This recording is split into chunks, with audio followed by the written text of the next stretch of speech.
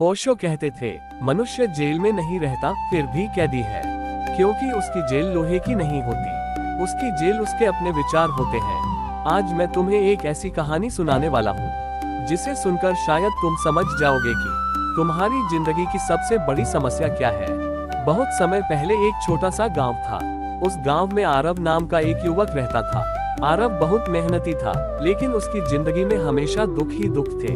वह जो भी काम करता उसे लगता कि किस्मत उसका साथ नहीं देती।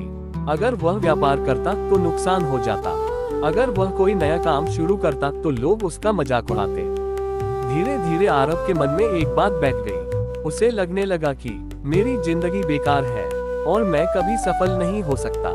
एक दिन गांव में खबर आई कि एक महान संत गांव के पास के जंगल में ठहरे हुए हैं। लोग कहते थे कि वह संत मनुष्य के मन की हर समस्या समझ लेते हैं। आरव ने सोचा, शायद वही मेरी मदद कर सकते हैं। वह तुरंत उस संत से मिलने जंगल की ओर चल पड़ा। संत से मुलाकात। जब आरव वहां पहुंचा तो उसने देखा कि संत एक पेड़ के नीचे शांत बैठकर ध्यान कर रहे हैं। आरव उनके पास गया और बोला, गुरुजी, मैं बहुत परेशान हूँ। मेरी जिंदगी में सिर्फ असफलता है। मैं जो भी करता हूँ उसमें हार जाता हूँ। संत ने धीरे से आंखें खोली और मुस्कुराते हुए पूछा, तुम्हें कैसे पता कि तुम हार चुके हो? आरव बोला, क्योंकि मेरी कोशिशों का कोई फायदा नहीं होता। संत ने कुछ देर सोचा, फिर बोले, ठीक है, मैं तुम्हें एक छोटा सा काम देता हूँ। अजीब काम। संत ने आरव को एक रस्सी दी और बोले, इस रस्सी से इस पेड़ को बांध दो। आरव थोड़ा हैरान हुआ, लेकिन उसने वैसा ही किया। फिर संत ने कहा, अब खुद को भी इस रस्सी से बांध लो। आरव ने ऐसा ही किया। अब वह पेड़ से बंध चुका था। संत ने पूछा, अब बताओ, तुम यहाँ से जा सकते हो? आरव बोला, नहीं, क्योंकि मैं बंधा हुआ हूँ। संत मुस्कुराए और बोले, अच्छा, अगर रस्सी खोल दो तो? आरव बोला, तो मैं आजाद हो जाऊंगा। संत ने कहा, बस यही तुम्हारी जिंदगी की सच्चाई है, असली कैद। आरव समझ नहीं पाया। उसने पूछा, मैं समझा नहीं गुरुजी। संत बोले, तुम्हें किसने कहा कि तुम असफल हो? आरव बोला, मेरे अनुभव ने। संत बोले, नहीं, तुम्हारे विचारों ने। फिर संत ने कहा, जब तुम बार बार खुद से कहते हो कि तुम असफल हो तो तुम्हारा मन उसी रस्सी की तरह तुम्हें बांध देता है और फिर तुम खुद ही मान लेते हो कि तुम कुछ नहीं कर सकते।